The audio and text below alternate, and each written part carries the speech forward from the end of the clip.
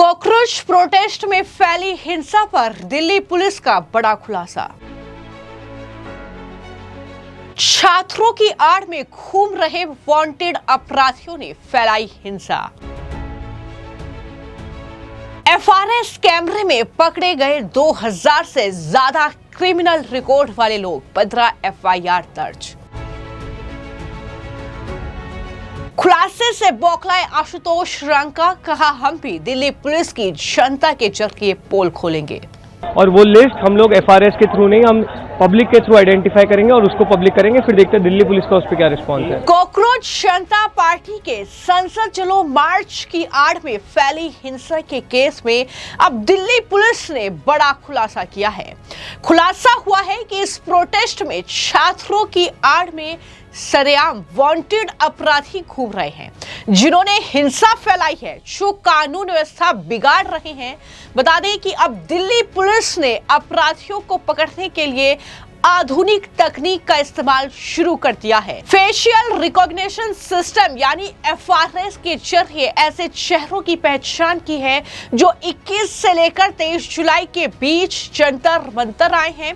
और इन कैमरों में यह खुलासा हुआ है कि ऐसे 2000 से ज्यादा लोगों की पहचान की गई है, जिनका आपराधिक रिकॉर्ड रहा है, जो जंतर मंतर पर आए थे। इन लोगों का नाम पहले से पुलिस के क्रिमिनल रिकॉर्ड में दर्ज है। ये सभी लोग आदतन अपराधी बताए जा रहे हैं, यानी जो लगातार आशंका शुरू से ही जाहिर की जा रही थी कि ये छात्र नहीं है जो पुलिस पर पत्थर बरसा रहे हैं, ये छात्र नहीं है जो पुलिस को सरेआम घसीट रहे हैं, उन पर लात घूंसे बरसा रहे हैं, ये छात्र नहीं है जो पब्लिक प्रॉपर्टी को नुकसान पहुंचा रहे हैं। और कहीं ना कहीं वही चीजें अब कर सामने आ रही है। अब पुलिस जो तफ्तीश कर रही है उसमें यह जानकारी मिल रही है कि जो ये प्रोटेस्ट चल रहा है छात्रों का, इसकी आड़ में क्रिमिनल जो रिकॉर्ड वाले लोग हैं, जो वांटेड अपराधी हैं, वो घुसे हुए हैं और इस तरीके से वो कहीं ना कहीं इस पूरे प्रोटेस्ट को भी खराब कर रहे हैं और कहीं ना कहीं लगातार पुलिस कर्मियों पर भी पथराव कर रहे हैं और सारी कानून व्यवस्था बिगाड़ने का काम वही लोग कर रहे हैं। तो जिस तरीके से ये एफआरएस सिस्टम से लगातार ऐसे वांटेड अपराधियों की पहचान की जा रही है, उससे ये साफ हो चुका है कि छात्र आंदोलन की आड़ में उपद्रव की ये बड़ी साजिश है, क्योंकि लगातार दिल्ली पुलिस एक के बाद एक जानकारी दे रही है कि किस तरीके से इस एफआरएस सिस्टम के जरिए मोस्ट वांटेड अपराधियों की पहचान हो रही है, जिनका रिकॉर्ड एनसीआरपी में भी दर्ज है। लेकिन सवाल यहां पर यह उठता है कि जब दिल्ली पुलिस इस एफआरएस सिस्टम के जरिए उन मोस्ट वांटेड अपराधियों की पहचान कर रही है, जो इस छात्र आंदोलन को खराब करने की कोशिश कर रहे हैं, जो सारी अफवाहें फैला रहे हैं, तो फिर कॉकरोच जनता पार्टी के इन प्रवक्ताओं को आखिर उन्हें क्यों परेशानी हो रही है। जब आशुतोष रंका से इस बारे में बातचीत करने की कोशिश की गई तो उन्होंने कहा कि हमारे भी छात्रों को चोटें लगी हैं, उनकी पसलियां तोड़ी गई हैं, छात्राओं को घसीटा गया है, उन्हें मारा गया है। हम भी दिल्ली पुलिस के जवानों की पहचान करेंगे और ये पहचान हम एफआरएस सिस्टम से नहीं, जनता के जरिए करवाएंगे। क्या कहा है आशुतोष रंका ने, सुनिए। हम भी आज दिल्ली पुलिस को बहुत जल्दी एक पुलिस कर्मियों की लिस्ट देंगे जिन्होंने हमारे बच्चों के सर फोड़े हैं, उन्हें सड़कों पर घसीटा है, हमारे वॉलंटियर्स की पसलियां तोड़ी हैं, छोटी छोटी बच्चों को थप्पड़ मारे। और वो लिस्ट हम लोग एफआरएस के थ्रू नहीं, हम पब्लिक के थ्रू आइडेंटिफाई करेंगे और उसको पब्लिक करेंगे, फिर देखते हैं दिल्ली पुलिस का उस पर क्या रिस्पॉन्स है।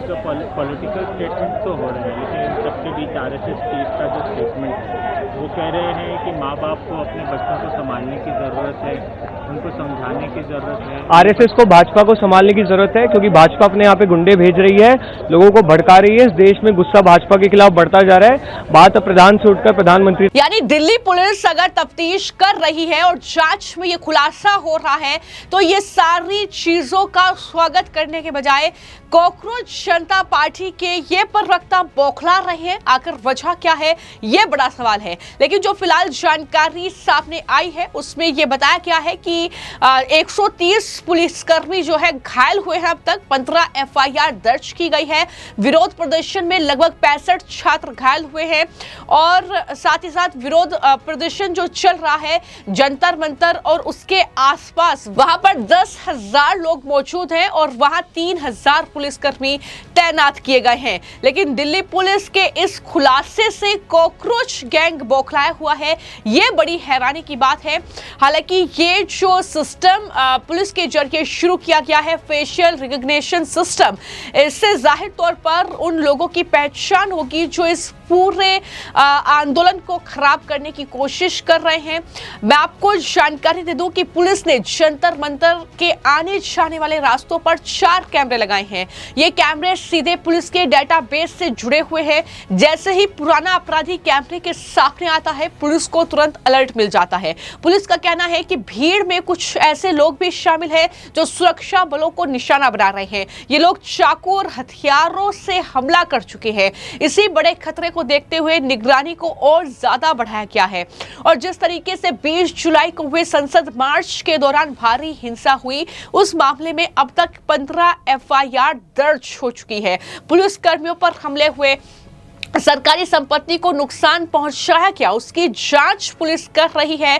और एक बार फिर से बड़े प्रदर्शन की बात जो है कॉकरोच जनता पार्टी कर रही है। प्रदर्शन स्तर पर भीड़ बढ़ सकती है क्योंकि शनिवार है और रविवार है, इसलिए पुलिस की तैनाती भी ज्यादा की गई है। और इसे देखते हुए पुलिस प्रशासन ने बहुत पुख्ता इंतजाम किए हैं। जंतर मंतर के आसपास लोहे के भारी बैरिकेड्स लगाए गए हैं। आप तस्वीरें देख रहे हैं। बैरिकेड्स को आपस में वेल्डिंग करके और मजबूत जंजीरों से बांध लिया गया है ताकि कोई उन्हें तोड़ ना सके। इलाके में ब्रिज वाहन और अतिरिक्त पुलिस बल भी तैनात किया गया है। अगर मैं बात करूं फेशियल रिकॉग्निशन सिस्टम की, तो ये एक आधुनिक पहचान की तकनीक है जो आर्टिफिशियल इंटेलिजेंस यानी एआई और मशीन लर्निंग की मदद से किसी भी व्यक्ति की पहचान उसके चेहरे के आधार पर करती है। इसमें किसी भी व्यक्ति को पहचानने के लिए केवल उसका चेहरा ही पर्याप्त है।